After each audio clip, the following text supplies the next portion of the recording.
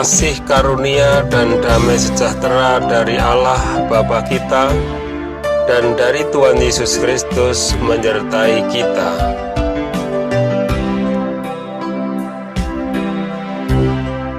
Beri aku 6 jam untuk menebang pohon, dan aku akan menghabiskan 4 jam pertama untuk menajamkan kapaknya.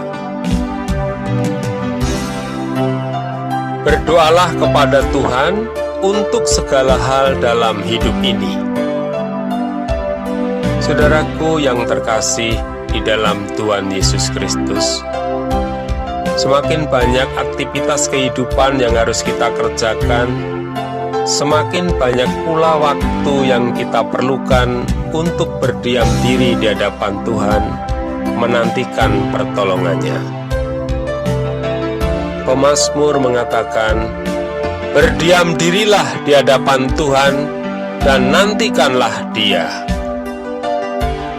Saudaraku yang terkasih, semakin berat pergumulan hidup yang mesti kita hadapi, semakin penting bagi kita untuk menyediakan waktu bagi Tuhan, supaya kita mendapatkan kekuatan daripadanya.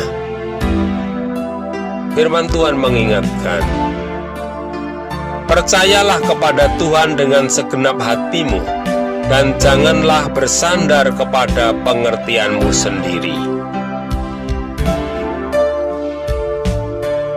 Saudaraku yang terkasih, Tuhan berkenan mendengar dan mengabulkan doa-doa yang kita panjatkan kepadanya.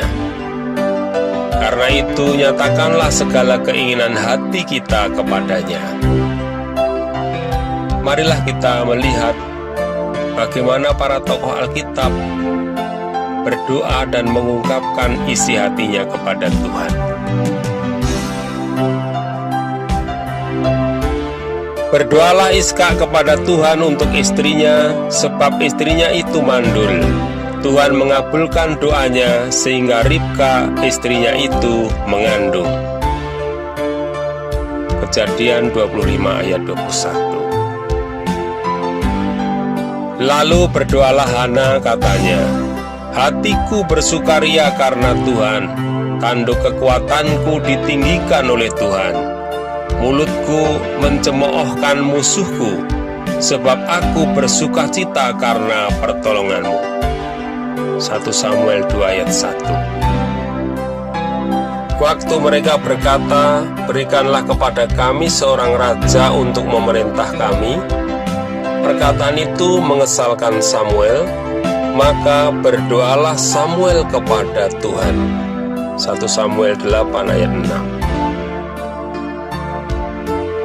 Berdoalah Yunus kepada Tuhan, Allahnya, dari dalam perut ikan itu, katanya, "Dalam kesusahanku aku berseru kepada Tuhan, dan Ia menjawab aku.